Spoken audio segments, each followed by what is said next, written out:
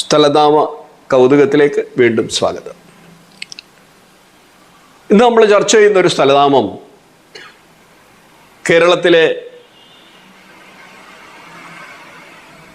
വിദ്യാഭ്യാസ ചരിത്രവുമായി ബന്ധപ്പെട്ട് കിടക്കുന്ന ഒരു സ്ഥലനാമം.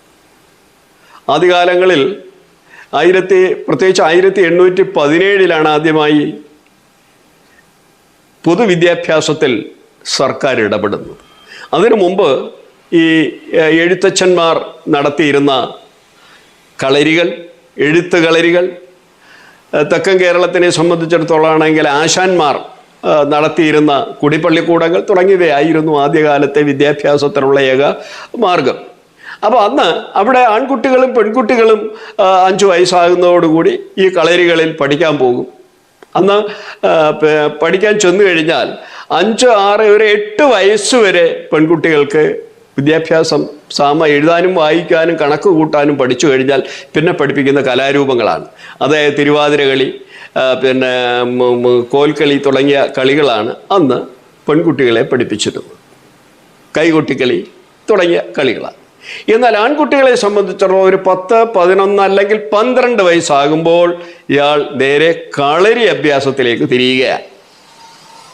അടിമുറയും കളരിയും അതിൻ്റെ 10ഉം 18ഉം അടവുകളും ഒക്കെ പഠിച്ച് കളരി അഭ്യാസികളായി മാറുക എന്നുള്ളതായിരുന്നു ഒരു പാരമ്പര്യ രീതി. അങ്ങനെ 2 തരത്തിൽ, പക്ഷെ ഇതിനെല്ലാം ഒരു പൊതുപ്പേര് നിലവിലിരുന്നു, കളരി. ആ കളരിയുമായി ബന്ധപ്പെട്ട് നിരവധി സ്ഥലനാമങ്ങൾ നമുക്ക് രൂപപ്പെട്ടിട്ടുണ്ട്. ഈ കളരികൾ തന്നെ മറ്റൊരു പേരിലും അറിയപ്പെടുന്നു. ഇലങ്കം എന്നും ഈ കളരികൾ അറിയപ്പെട്ടിരുന്നു. കളരികൾ പല വലിപ്പത്തിലുണ്ട്.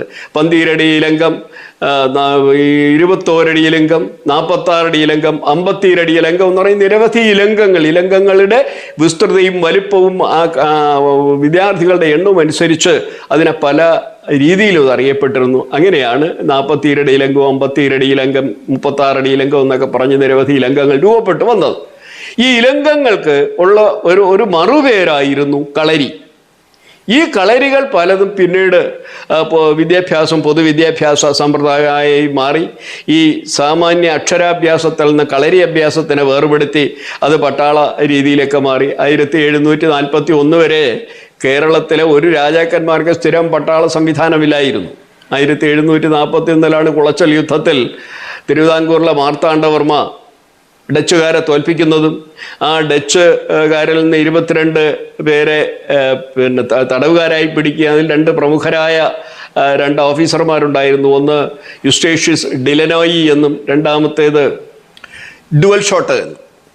അങ്ങനെ യുസ്റ്റേഷ്യസ് ഡിലനോയും ഡുവൽ ഷോട്ടിൻ്റെയും 2 പേരുടെയും നേതൃത്വത്തിലാണ് ആധുനിക രീതിയിലുള്ള അച്ചടക്കമുള്ള ഒരു പട്ടാളത്തിനെയൊക്കെ സംഘടിപ്പിക്കുന്നത്. അത് കഴിഞ്ഞിട്ടാണ് കേരളമൊക്കെ അതേ മാതൃക മറ്റ് നാട്ടുരാജ്യങ്ങളൊക്കെ സ്വീകരിക്കാൻ തുടങ്ങി. അതിനുശേഷമാണ്.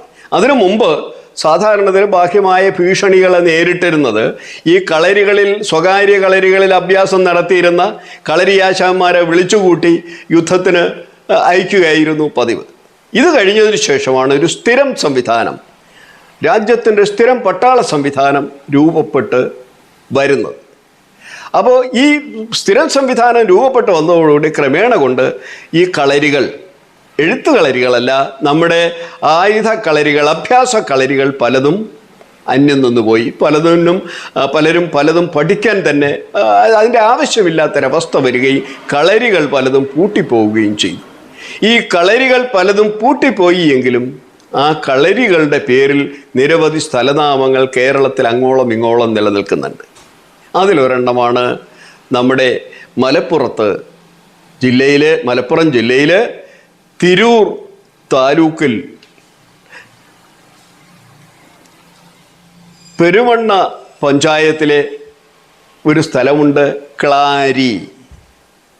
യഥാർത്ഥത്തിൽ ക്ലാരി അല്ല, അതിൻ്റെ യഥാർത്ഥ പേര് കളരി എന്നാണ്. പണ്ട് കളരി നടന്നിരുന്നൊരു സ്ഥലത്തിൽ നിന്നാണ് ആ കളരിയുടെ പേരിലാണ് ഈ സ്ഥലം അറിയപ്പെട്ടത്, കളരി.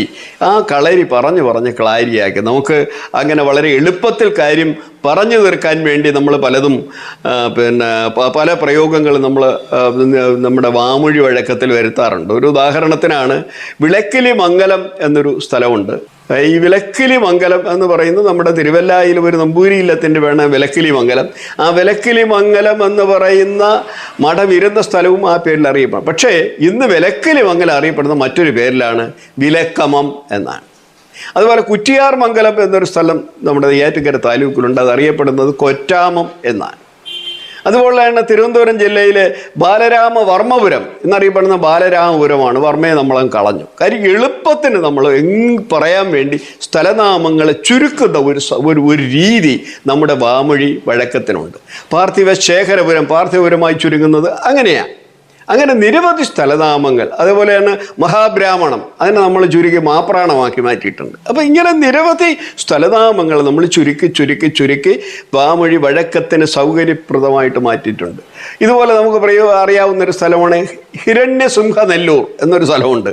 പക്ഷേ ഇന്നത് അറിയപ്പെടുന്നത് ഹിരണ്യസിംഹനെല്ലൂർ എന്നല്ല, ഇരണിയൽ എന്നാണ്.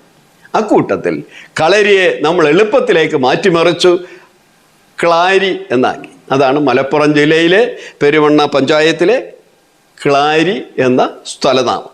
നന്ദി, നമസ്കാരം.